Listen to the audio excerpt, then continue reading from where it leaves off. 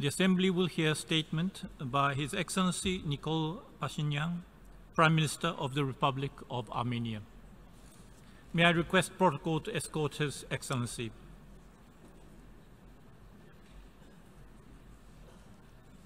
I have great pleasure in welcoming the Prime Minister of the Republic of Armenia. I invite him to address the General Assembly. Thank you. Distinguished President of the General Assembly, Excellencies, ladies and gentlemen. First of all, I would like to congratulate Her Excellency Maria Fernanda Espinosa Garce upon her elections as a President of the 73rd session of the General Assembly and wish us fruitful deliberations under her able leadership. Ladies and gentlemen, it is a great honor to address you as a leader who has recently become the Prime Minister of Armenia as a result of People's Revolution, which is now known as the Armenian Velvet Revolution. I would like to take a minute to share the story of our victory over the authoritarian rule.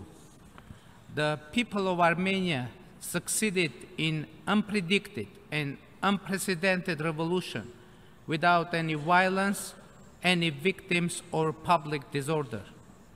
And it was not coincident. Our intention was to make a revolution of love and solidarity. From the very beginning, we declared that we ruled out any violence. We declared that even if violence was used against us, we would not respond with violence.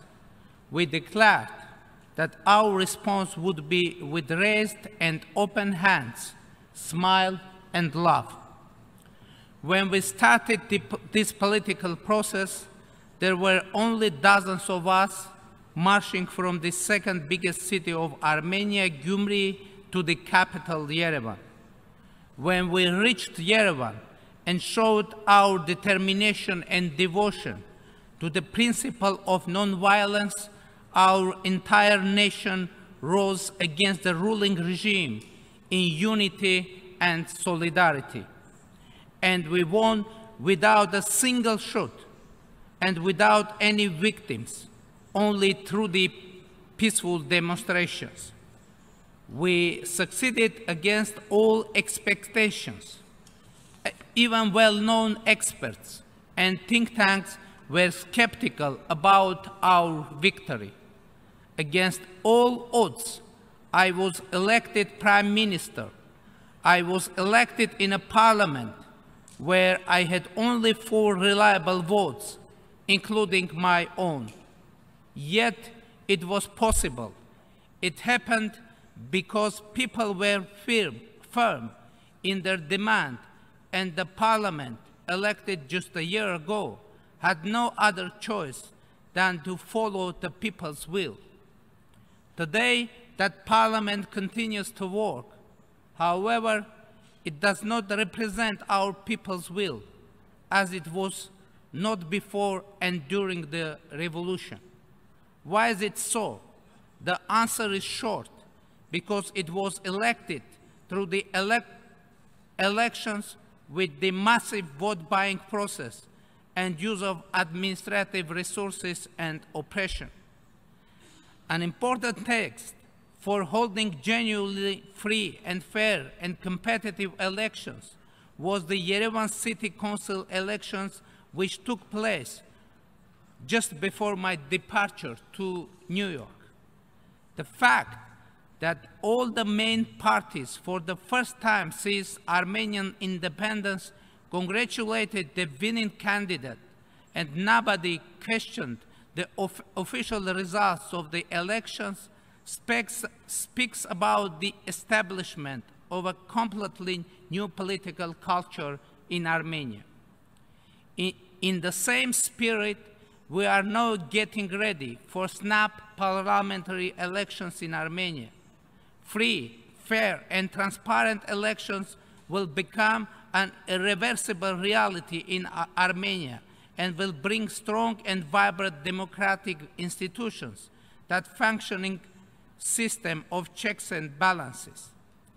Protecting our citizens' rights and ensuring freedom of speech, expression and assembly is very high on our government's agenda. From now on, there will be no possibility to manipulate the electoral process and undermine the trust of people. I would also like to stress that the current situation in Armenia is not just a change of government of a ruling party. It is an establishment of a new political and governance system, which we name People's Direct Rule and People's Direct Governance.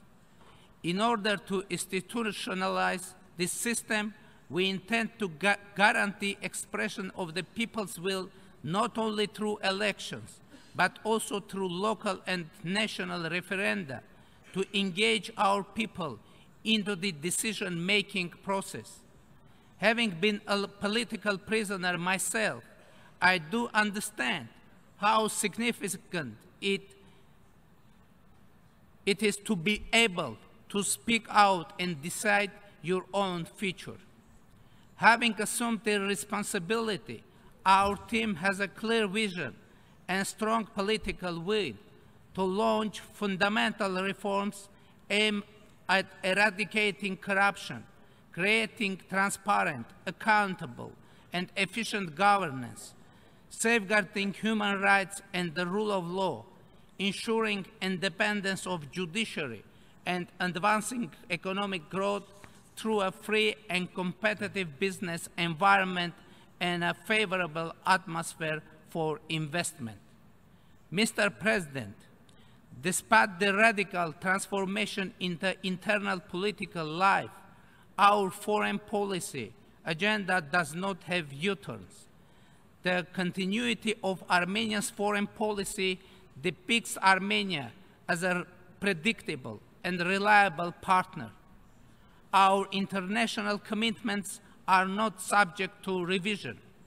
Our position is clear. Armenia stands ready to have a constructive dialogue and cooperation with all partners. However, we do not intend to develop our relations with one partner at the expense of the another. We underline the role of multilateralism on global and regional levels.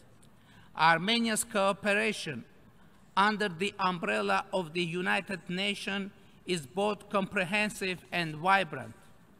But without entering into all details, let me mention our contribution to the global peace under the auspices of the United Nations-led and UN-supported peace operation in an impressive geographical scope that extends from Afghanistan to Lebanon, Kosovo, and Mali. This has a particular importance to our country. While it's facing serious security concerns, it realizes that the security of one country is inseparably linked to that of all others, and that the global peace requires concerted actions. We have a truly global nation with hundreds of communities all around the world. Hence comes the sensitivity of Armenia to the global threats that may put our fellow Armenians at risk in different parts of the world. The sizable Armenian community in Syria faces an existential threat from the ongoing crisis. Armenia has tried to contribute through dispatching humanitarian assistance to most vulnerable regions. We stand ready to enhance Armenia's humanitarian mission aimed at meeting the most pressing needs of our community in Syria. As a nation that has passed through the horrors of genocide, Armenians have a security consciousness when it comes to our fellow people and are ready to do their utmost for their protection. Mr. President, the peaceful resolution of the Nagorno-Karabakh conflict continues to prevail our foreign policy agenda. The status and security of the Republic of Artsakh is an absolute priority of the Republic of Armenia in the negotiation process. Any attempt to resolve the conflict through military means represents a direct threat to the regional security, democracy, and human rights. Armenia will continue its constructive engagement in the peaceful resolution of the conflict within the format of the OSCE Minsk Group co-chairs, which has the only internationally recognized mandate to deal with the conflict. Azerbaijan should change its behavior of disrespect towards the negotiations and abandon the idea of any military solution and implement all the previous agreements. Furthermore, if Azerbaijan is truly committed to the peace process, it should start talking to the main subject of this conflict, Nagorno-Karabakh. Azerbaijan declares on every occasion that Karabakh should be a part of its territory. At the same time, it announces that it will not negotiate with Nagorno-Karabakh. The question is how Azerbaijan can make a claim over Nagorno-Karabakh without even speaking to it. Is that possible? This is possible only if Azerbaijani government wants the territory and not the people. Thus, it becomes obvious that the intention of Azerbaijani leadership is to cleanse Armenians from Karabakh, like they did in Nakhichevan.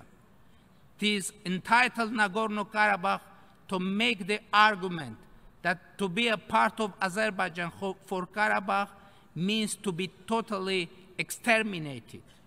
Hence, Karabakh must not be a part of Azerbaijan unless one wants to trigger a new genocide of Armenian people. Summing up, let me reiterate.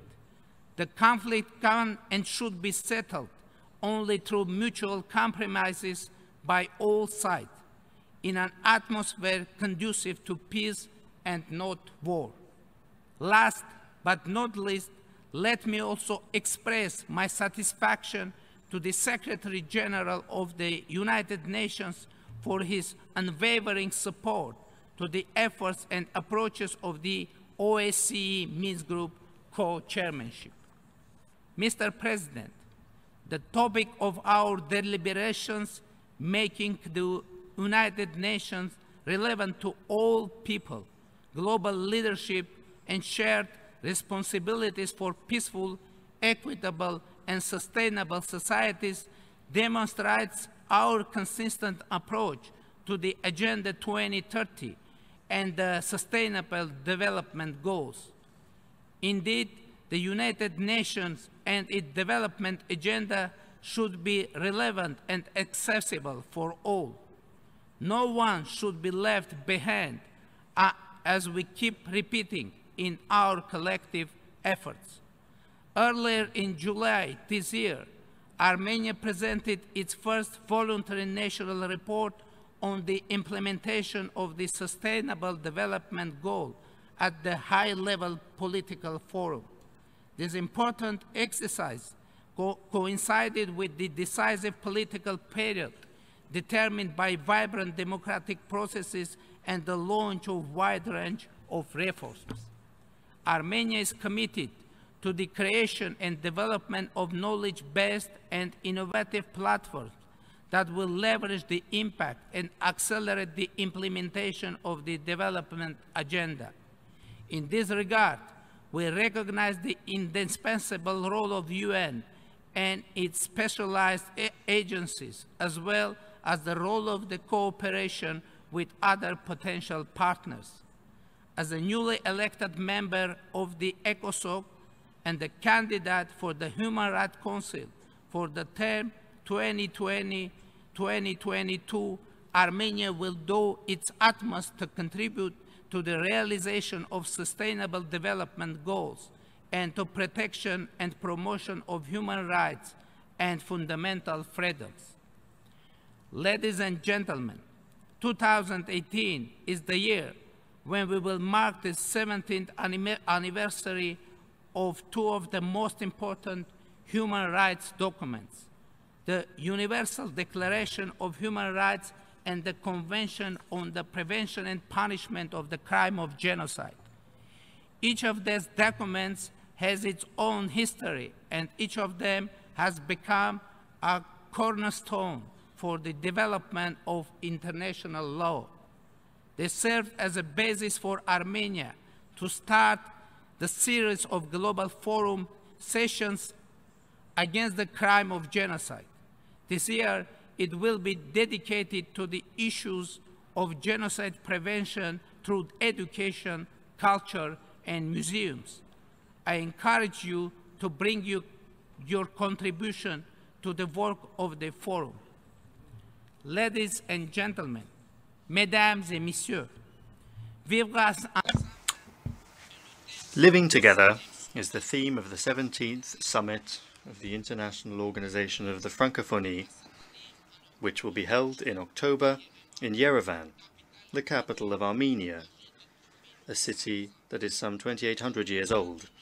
It is a great honor and a privilege for Armenia to be part of the broad Francophone family, to promote tolerance and mutual respect through cooperation in the sphere of culture, education, and innovation.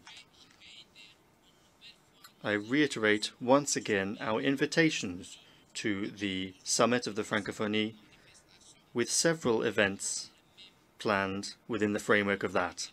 Thank you. Thank you.